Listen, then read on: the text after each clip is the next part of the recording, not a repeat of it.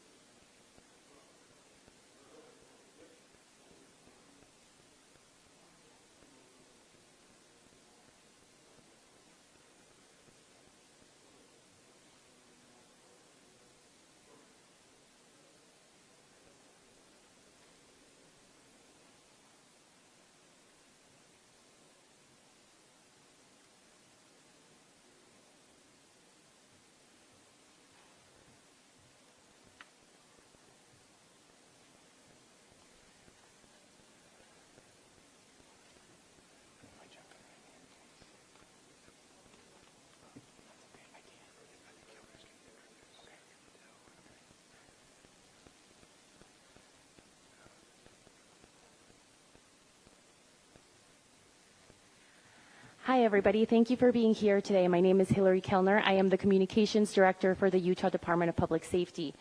This evening, we have FBI Director Patel, FBI Deputy Director Dan Bongino, Special Agent in Charge Robert Bohls, Governor Spencer Cox, Lieutenant Governor Deidre Henderson, and Commissioner Anderson, as well as Commissioner Beau Mason, as well as some local partners here present with us today.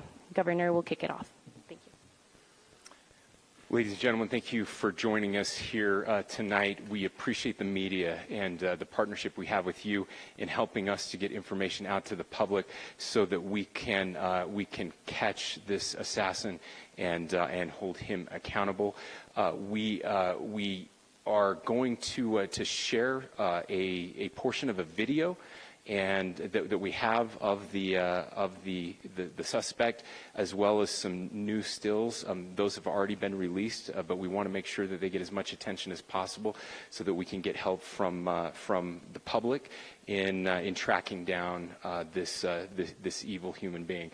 So we're going to cue up the video right now. Show that. I've asked Commissioner Beau Mason if he would narrate to you what is happening in this video. Thank you, Governor. Beau Mason, Commissioner for the Utah Department of Public Safety. If you look up to the top left, you'll see the building where the shooter was proned out in the top left corner. We'll go ahead and play that video, and I'll narrate as we walk through that.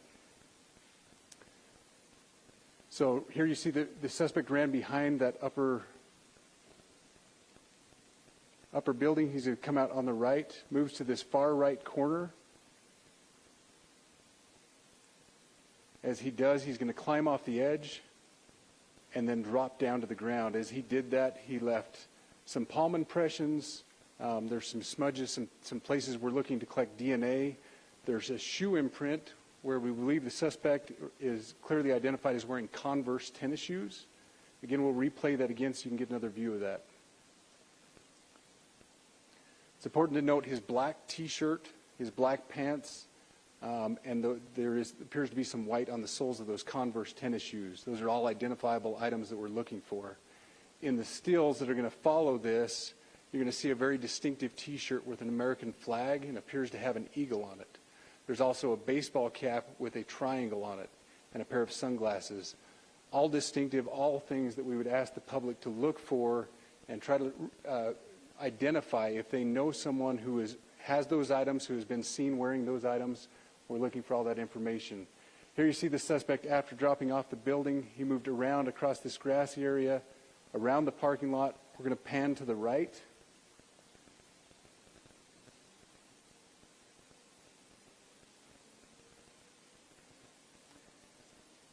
After he crosses the street, this is where he moves over into the wooded area. This is the video evidence that we utilize to track his movements and to locate that firearm in that wooded area following the discovery of this evidence. Good. You want to go to the stills? So here's the still photographs I mentioned. These have been enhanced. So these are slightly different than what we introduced earlier. Please pay close attention to the T-shirt. Like I said, very distinctive with that American flag and that eagle. The hat with the triangle and the sunglasses. If you'll go to the next picture, please. The backpack as well. All identifying features that we're hoping the public can help us identify and lead us to this suspect. Next picture. And again, there's a better picture of the hat with that triangle logo, and again, the T-shirt. Blue jeans, and you get a good look at those Converse tennis shoes as well. We have pushed these out. We'll continue to push these out, and we just ask for the public's cooperation through the public. The tips that have been coming in are what are giving us our next leads and enabling us to continue to further this investigation. We've had great cooperation from the public, and we're continuing to ask for that as we move forward. Thank you so much, Commissioner Mason and his team. It's great to have them on the ground with us tonight. We've had several briefings, and he's had an opportunity to walk the crime scene. We appreciate our local law enforcement here. Again, we have Mike Smith, who is the county sheriff here. We have all of our local chiefs of police that are here as well, all working hand in hand with the state and with the FBI as we move forward with this investigation. Now, I'll just give you a little warning. We will not be taking any questions at this time. We're giving you the latest information we have, being as transparent with everything that we have. But I do want to share a couple things that I think are important. We cannot do our job without the public's help right now. The public has answered our call for action. So far, we've received more than 7,000 leads and tips. I would just note that the FBI hasn't received this many digital media tips from the public since the Boston Marathon bombing. This case also highlights the dedication of our law enforcement community. We have 20 federal, state, and local law enforcement partners that are working shoulder to shoulder to find the person who committed this horrific crime.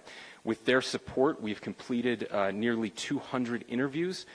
As you're aware, as has already been reported, the FBI is offering a $100,000 reward for information leading to the identification and arrest of the person responsible for the murder of Charlie Kirk. We also continue to implore the public to support this investigation and come forward with any information. We are truly hopeful that this video and new photos will lead to even more tips. We are processing. We have an incredible team, a state and federal team working together to process those tips. We are going out in tandem to interview any potential person of interest or suspects. But we need, again, we need as much help as we can possibly get. Any videos or photos that you might have, the public, should be submitted to our digital media tip line, which is www.fbi.gov/Utah Valley shooting, all lowercase. Again, that is fbi.gov/Utah Valley shooting, all lowercase. You can also provide general tips about the shooting by calling 1-800-CALL-FBI. That's 1-800-CALL-FBI, or at tips.fbi.gov. This is, I would just say, this is not just a local matter here in Utah. We have people all over the country that are helping to bring this perpetrator to justice for Charlie Kirk and his family. I will just add as well that, as was mentioned, there is a lot of forensic evidence that is being processed right now at both the state lab and the federal labs, federal lab on the East Coast. So we are working in tandem together. I would also just add a word of note for those people who are spending so much time on social media. I think Charlie said it best, that when things get bad, we should put our phones down and spend a little time with our families. There is a tremendous amount of disinformation. We are tracking our our team, the state team, and I'm sure the federal team as well, what we're seeing is our adversaries want violence. China, we have bots from Russia, China, all over the world that are trying to instill disinformation and encourage violence. I would encourage you to ignore those, to turn off those streams, and to spend a little more time with our families. We desperately need some healing. We'll have more to say about that in the days and weeks to come. More than anything, we are going to catch this person. Last thing I will just say is we've been working with our attorneys, getting everything that we need, affidavits ready, so that we can pursue the death penalty in this case, and that will happen here in the state of Utah. Again, to the public, to those who are grieving, thank you for your prayers. I know we are feeling those prayers. I know the Kirk family is feeling those prayers as well. We pray that God will bless our nation at this very dark time. We can start healing by finding this perpetrator and holding him accountable, and we need your help to do that. Thank you.